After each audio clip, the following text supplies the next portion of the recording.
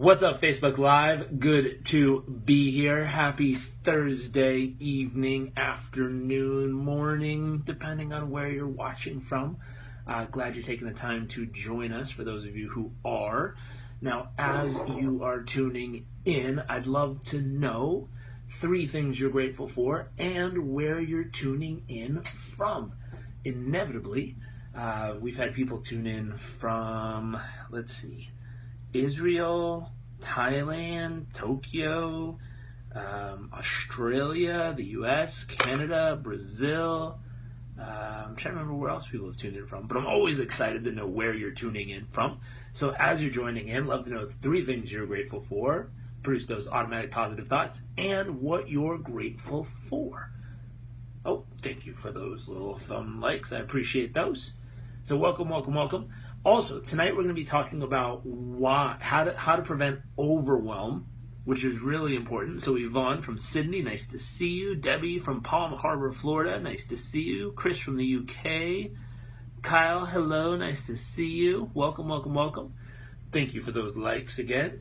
Tonight we're going to be talking about how to avoid overwhelm and why your evening routine, so what you do to transition into your evening and with your evening, is just as important, if not more important, than how you start your day. And there's a book that goes with this. I think it's downstairs, or it might be in my bedroom actually.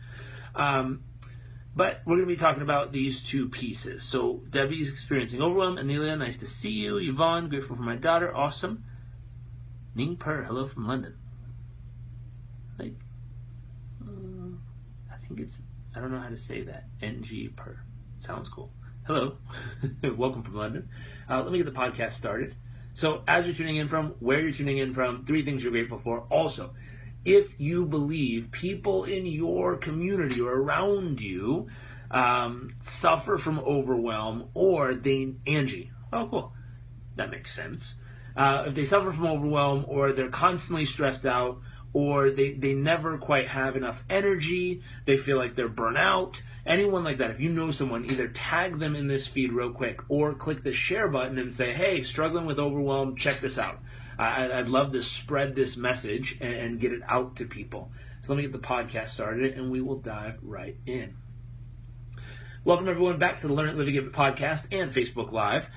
Today we're going to be talking about why your evening routine is just as important, if not more important, than your morning routine, how to prevent overwhelm, and how to prevent burnout. So these 3 topics kind of intertwine together into one conversation. As we start out, I'm going to ask, what are 3 things you're grateful for? Please take a mental note. If not, tweet me at Jairek Robbins what you're grateful for, or join us on Facebook Live and comment right below this video, which I always love and appreciate, and I read many of them off back to you. Just like Kyle is grateful for the rain, the great sleep from last night, and your sales today. Awesome. So lots of greatness going on. To jump right in, and when we talk about, thank you for those little likes on Facebook, when we talk about the evening routine, what I mean is it's kind of a 2-part routine. Number 1 is, how do you personally transition from your work day, whatever that is, whether it's being an incredible mom or dad, whether that involves building a business, whether that involves a job you go to all day or multiple jobs, whatever it is that you consider to be your work day, so those main core hours of the day, how do you transition out of that? And that's where this is going to be the very first place to start. What most people do is they get done with work, jump on the tube, jump on the train, jump in their car, jump on their bike maybe, which is awesome, or skateboard, and they head home. And a lot of times they don't really have a way to clear out all the mental, emotional, physical, spiritual, if you want to go there, thoughts and feelings and emotions that they've built up throughout the day. They don't really have a way to cleanse those out of their nervous system before they arrive home to their kids, their wife, their husband, their loved ones. And so it's really fascinating. I'd start off just by asking all of you watching and participating, what is your current routine for the end of your day? So right now it's like 6:34 on the East Coast of the U.S. Some people, if you're on this side of the country, you're just wrapping up your day, you're headed home, or you just got home. I'm curious, what was your routine on the way home? Did you spend some time decompressing by journaling all the thoughts and feelings and getting them out on paper? Did you maybe listen to your favorite music and meditate on your drive home? So you're just zenning out in the car and practicing just focusing on your breathing and clearing all your thoughts, all your emotions, all your feelings, and just being centered. Did you call someone and share everything to get it out of your nervous system so you can kind of decompress all the thoughts and feelings and emotions? Did you call someone to connect with so they could feel with you what you feel, and they can help connect with you and make you feel that you're not crazy and everything's normal and fine? What is your routine? Did you go for a walk? Did you go work out? What did you do to decompress? And the tricky part, what I found in whoever I've worked with, many people haven't logically put together a routine for that decompression. So I'll give you some samples of what we've done over the years with certain clients. And it also changes seasonally. Sometimes you live in a place where in the summer, it's easy to go for a walk maybe around a lake, or a walk near the water, or a walk just outside around, a few blocks around your neighborhood, and just decompress, walk the dog, relax, we'll look at the birds. Ask yourself what's beautiful about this moment. So the first thing is just get out and physically decompress. So take a walk, go sit somewhere for 10, 20 minutes that allows you to just soak in nature, soak in life, and reconnect and reground yourself. Grounding is a great thing to do. They have these really cool, I think it's in the other room, grounding mats you can buy where you can put your feet on them. And there's some crazy science behind this. There's a whole book written on it. But I was at a conference where they literally took a live blood sample of someone, and they asked them how they felt, and they're like, a little tense, a little stressed, traffic was weird getting here, and they just talked about normal, how they're feeling. They took a live blood sample, and it showed like normal people's blood. 20 minutes later, they had them sit on stage, not do a single thing different, and just put their feet on these grounding mats, which plug into the grounding rod, the grounding unit in the U.S. in the bottom hole, and connect to the grounding rod in your home. They put their feet on these things for like 20 minutes, and 20 minutes later they took their blood sample again, put it back on the screen, and their blood went from like normal little weird looking cells to like these perfectly round glowing cells in 20 minutes. And the only thing that happened was they had their feet on these grounding mats, which helped them reground their energy back to earth. Now, the cheap and expensive way to do this is take your shoes off and go walk in the grass. Meaning go barefoot, walk around in the grass, and allow your body to reconnect with the natural energy and flow of the earth. It sounds a little hippie-ish, but you'd only imagine how you feel afterwards. So my thought is, don't take my word for it. Take your shoes off, get outside, walk around in the grass for 20 minutes or 10 minutes, and see how you feel afterwards. So write down how you feel before, go do it, write down how you feel after, see if it changes. And for most people, they feel a lot more centered, a lot more grounded, a lot more just relaxed. That could be a simple thing you do on the way home. Pull over, find a park, take your shoes off, walk around for 5-10 minutes, just breathe, look at the butterflies, look at the trees, look at the birds, allow yourself to decompress. So this first thought, whatever it is for you, if you were going to write down some steps, very first piece here is decompress. So write out whatever you would do to be decompressing for your day.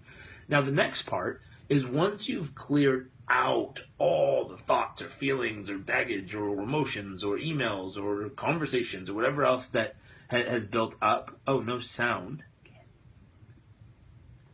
Can you hear me?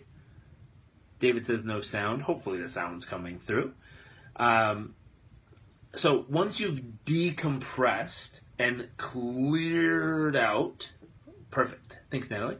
And cleared out, the next piece is what do you want to fill up on to be ready for your family, for your friends, for your home. Maybe you're single, I don't know, for your puppy, I don't know, your cat. But whatever you're doing, you want to think about what do you want to fill up? What's going to allow you to be your best self when you get home? Is a certain song going to help you? Is asking certain questions like, what do I love about my spouse? What's magical about my children? What's incredible about my life? And fill up on all the best, brightest, most amazing, loving, emotions and feelings and thoughts. That way, by the time you walk home, and I would just ask you to try this today. before you go have dinner or a conversation with somebody, take 2 minutes and just sit down and say, what do I love about this person? What do I appreciate about this person? What's amazing about this person? What's beautiful about them? What do I respect about them? What do I honor in this person? What are they amazing at? What am I in awe about in this person? And if you ask yourself all these questions and answer them and then go talk to the person, you will be amazed how the conversation goes. The energy you're giving them, what you see in them, the just awe that you'll have for being in connection and community with them in that moment will radically shift. So my thought is, if you first decompressed and cleared out, second, you think about the people you're going to be in commune with for the rest of the evening, and you spend a few moments, maybe 5 minutes, writing down or thinking through what you love about them, what you respect about them, what you honor about them, what's amazing about them, what do you cherish about them, what you're in awe of about them, and you flood your mind and body with all these great thoughts and feelings and emotions for the people you're going to connect with or what you're about to do. Now, you've decompressed, you've filled up, and you are ready to be 100% present and connected with these people. And you really, truly, you fall back in love with them. How you know you fall back in love with them or the moment? You disappear, time disappears, nothing else matters. Now, I've tried this myself many times. We got a comment on a YouTube video we released today, and they were saying, oh, this sounds good in theory, but then I watched the rest of the video, and you said you actually did it and it worked. Mad props, man, mad props. So what we share with you here, I'm not just pulling this out of thin air. I'm sharing with you what I've been doing for a couple years now, and what we've had dozens of our clients do, and that have really gotten a positive, powerful effect in their life and with their families and in their relationships, and they've reported back, this really works. So we're sharing it with you because it works. Now, it's not the end-all, be-all, and the golden pillar of how to do it. It's just an option that's worked for me, worked for our clients, and I'm paying it forward to you as an option for you. And if you have a different routine that allows you really, truly, if you have a different routine that allows you really, truly to ground, connect, and really deeply be centered and present in the evening, I'd love to know what your routine is. Just share it below in the comments. And again, people who watch this, if you're watching, read the comments below, because many people have great ideas they shared that you can pick up more thoughts and ways to go about this. So this is the thought. Decompress, wind down, decompress, get everything out, fill back up with everything you want to feel about the people or things you're about to do that evening. And then the next part is now you're going to have the evening hours of either hustling on your business, connecting with your spouse, husband or wife, or kids, having fun, doing great things.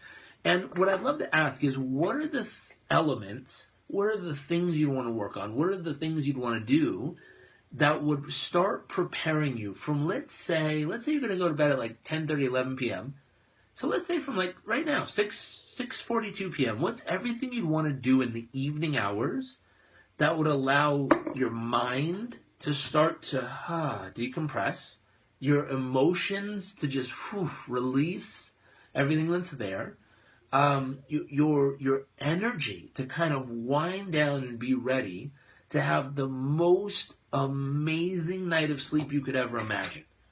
So some things, we did an interview that we released, I think last week, with Sean Stevenson. And one thing he talks about are things like this, these awesome, cool glasses, which block the blue light out of screens.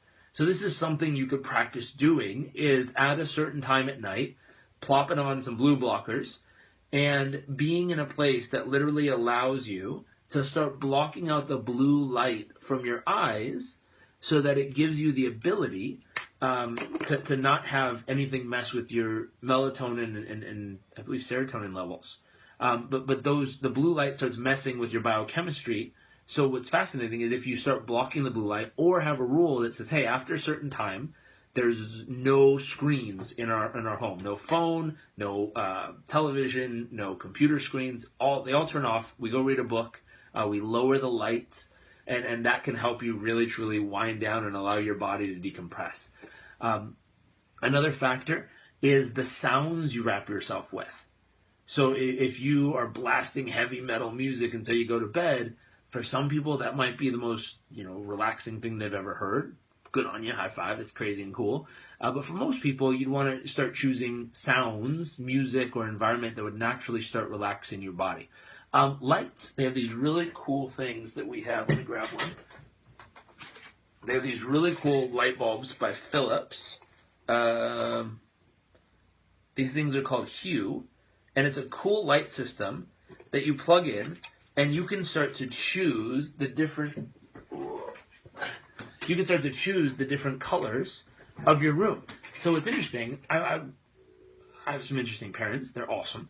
And my dad likes to test different things on me. So at one point, they were doing this really crazy experience in Colorado, and they were working on helping my stepmom with motion sickness. And it was an autism clinic where they used motion therapy, light therapy, and sound therapy all in the same session for like 14 days long. And it's really remarkable. And he was having an incredible experience. My stepmom was having an incredible experience. So they called me and they're like, hey, you got to come try this and see if you like it. And so they flew me out and put me through this experience, I guess you could call it, but therapy. And what's fascinating is each day they had a light box. You go in a dark room and you'd be on this moving table listening to these headphones and staring into this light. And I asked them, what do the different lights do? And different color lights emitted for a long period of time, if you gaze into it, emit different emotions and feelings in your body. It brings up different memories, activates different parts of your brain and nervous system. And what's interesting, the most warm, loving, centered, relaxing color is a color, it's like magenta. And they said it's the color of the womb. So it's a very warm, comforting, loving color for most people because it's built into our nervous system. It was the color of the womb when we were inside of our mom's belly. And so what's fascinating is we have a tendency that when it gets around, starting to get around relaxation and nighttime, we'll turn on Hue and turn it to that magenta color. And it's very, very warm and relaxing for some reason. So these are just things you can set up in your environment. In the book Sleep Better by Sean Stevenson, he talks about the fact, I think it's called snake grass. It's a certain type of plant you can buy, where it does the opposite, where most plants at night create carbon dioxide and in the daytime do oxygen. Snake grass does the opposite for some reason. At night, it produces oxygen, and in the daytime, it does carbon dioxide. So what's fascinating is if you keep some snake grass plant in your room, it'll be emitting oxygen at night, which will help you breathe better because there'll be more fresh oxygen being pumped into the room from that plant in the actual room while you're sleeping there. So these are some things that can help you sleep at the absolute best, which is going to prepare you for tomorrow to maximize performance. The other thing it's going to help with is as you're sleeping, this is where your body mentally and emotionally is refueling as far as repairing your muscles, repairing the inside of your body, and really truly fueling back up energy-wise for the next day. So when you talk about overwhelm, there's really three big causes here. The first cause of overwhelm, usually, or burnout, is usually because someone's either overstressing themselves or they've already burnt themselves down mentally and emotionally, meaning you're not sleeping, you're not eating right, you're not fueling your mind or body with great thoughts and great feelings. And so you're doing the opposite of these things. You're not sleeping enough, you're not eating enough, or you're eating a bunch of the wrong stuff. And then all day long, you're focusing on the stuff you don't want to have happen again and again and again and again and again and again. And this is literally burning down your nervous system. So if you want to prevent burnout, do the opposite. Get plenty of sleep, get plenty of great, healthy nutrition, and flood your mind and body every day, what we call filling up and fueling up. So you want to flood your mind and body with optimistic would be the first thought. That's kind of hopeful thoughts about the future. But then you want to go a step further and look for what are the best scenarios that can happen in the situation at hand. And let me just show you an example right now. Think of a project you're working on. Think of something that's going on in your life or business right now. And real quick, focus on one specific part. And all I want you to focus on right now is think 5 days in the future and think worst case scenario. Worst case scenario. 5 days in the future, what could go wrong? Now, if you can come up with at least one or two things that could go wrong, how does it immediately make you feel about that topic? For most people, their heart beats a couple beats faster. If you watched your blood pressure, it might have gone up. You start to feel tense. You start to feel a little anxious. You start to feel like sweaty palms. It's like, oh shit, I hope that doesn't happen. Now, think about the exact same topic. Think 5 days in the future, but let's use like a neutral emotion. Like just be hopeful that it works out. Just in your body right now, feel hopeful that it works out. Just hopeful. Now, how did that change how you feel? How did it change your heartbeat? How did it change the tension in your body? How did it change the whole experience? Now, try it one more time. But this time what I want you to do, imagine the absolute best case scenario happening. 5 days in the future, specific topic, and the absolute best case situation unfolding. Now, what you might notice is a little bit of a similar situation where your heart might have picked up a couple beats. You might have still had that feeling, but now it's more of excitement instead of anxiety. And you notice the only real difference between the two was one was focused on the best case scenario, one was focused on the worst case scenario, and between the two, they still produce very similar feelings. It's just one's a really positive version and one's kind of a negative version. So a very simple way you can, anytime you have anxiety, usually anxiety is thinking in the future and focusing on the worst case scenario. So first transition it to the middle, which is just neutral, hope it works out. Then think of the same exact situation and transition it to a really positive version where you're just excited about the absolute best case scenario working out. And that's how you can avoid anxiety or that feeling of overwhelm at any point, is just transition it to something you want to have happen and focus on that, and all of a sudden, boom, all the excitement shows up instead of the overwhelm or anxiety. There's one other thing I want to talk about tonight, which is oxytocin. And it's really interesting.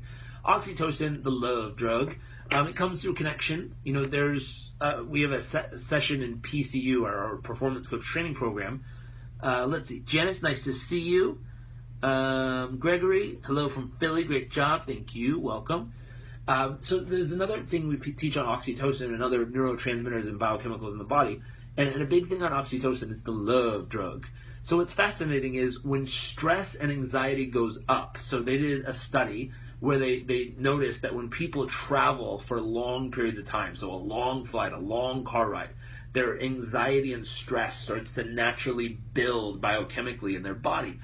They start to get, stressed out and uncomfortable. And what's fascinating is the way to counteract that, literally, when people arrive at the other side, if you give someone a big, warm hug and really connect with them and share that moment of connection, the physical connection of that kicks off in your body a little bit of oxytocin, which is that love drug. It makes you feel good. It starts to reset your nervous system. It counteracts the cortisol. And it's like, wow, all this stuff happens just from that loving connection. I think someone's here. So you got to think about it. At night, another thing you might want to do is create that loving connection, that physical touch and connection with someone around you, so that it gives you the ability to kick off some of that oxytocin, that feel-good chemical in your body. So big hugs, high fives, lots of physical touch and connection at night, and it would boost that. Here's the other thing.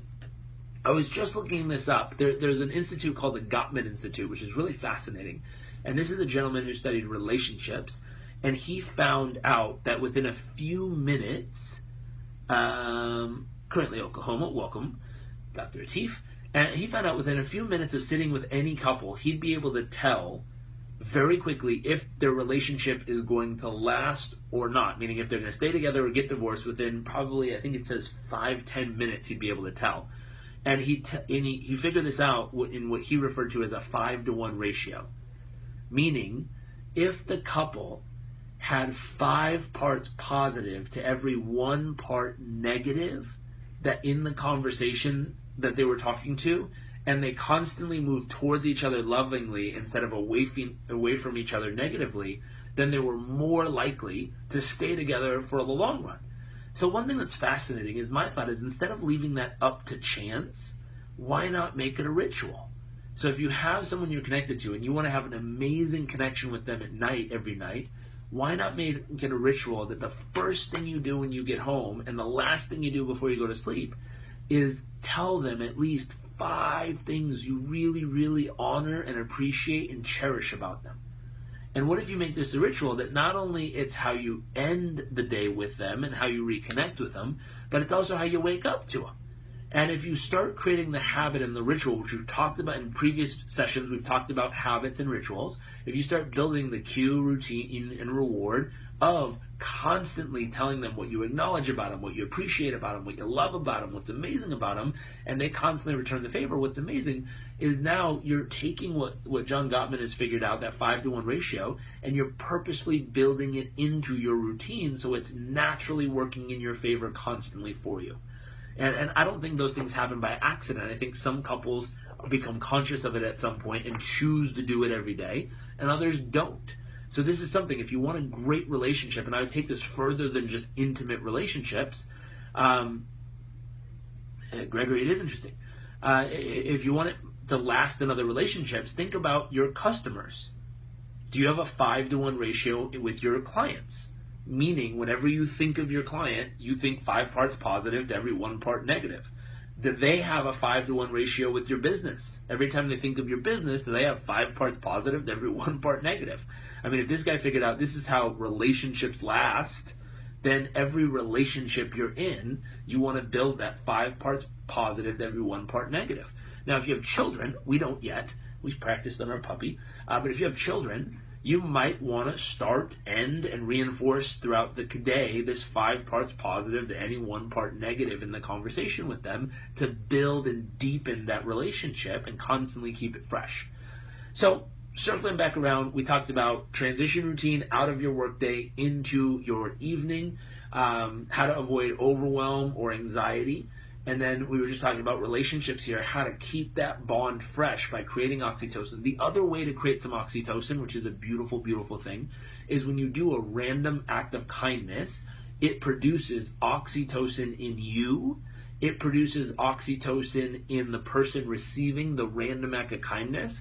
Now, here's what's beautiful. It also produces the same oxytocin levels in the people who happen to observe that random act of kindness. So what's beautiful about it is if you want to kick off that love drug in people around you, go do a random act of kindness for someone you care about. And what's amazing is that little act of love, Gregory, just like that. So shout out to the love of your life, Monica, who you're watching this with now. Nice to see you both. And that thought is, if you're doing those little acts of kindness and little acts of love towards each other, what happens is it kicks off the love in you and Monica, and happened to kick some off in me because I observed that. So it's a great gift you can give to everyone around you, is go do little things for people around you out in the open, and it kicks off that love oxytocin drug in everybody.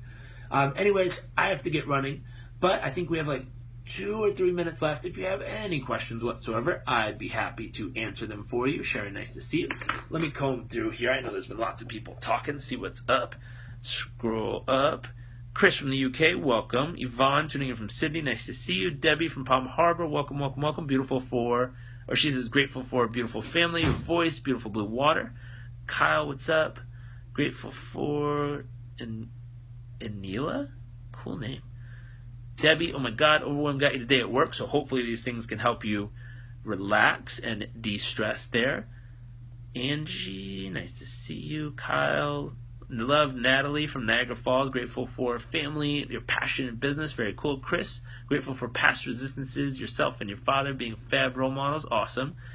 David, no sound, hopefully got it back. Love Natalie, yes. Hope sound is fine, good. Janice, nice to see you. Hello from Philly, great job, thanks Gregory. Mr. T from Oklahoma, welcome. Hey from London, hello Sharon. Janice, grateful for spring cleaning, decluttering, going strong. Got 2 raise. 3, got the lawn mowed. Oh, got a raise. That's awesome. Congrats, Janice. And you? Oh, thanks. Shout out to my love. Got that one. Got that. This is so awesome. I'm going to re-listen. Thanks for your time and help us out. Of course. I'm just paying it forward. The other thing, if you found this useful and there's something in this of value that you really appreciated or liked, please click the share button and let other people know that they should tune in. When you click share, make sure to type a little message of what... whoa, make sure to type a little message in it of what you found that was valuable about it so that they know what they're in for. Hope you all have an amazing day, and I will see y'all tomorrow. Bye.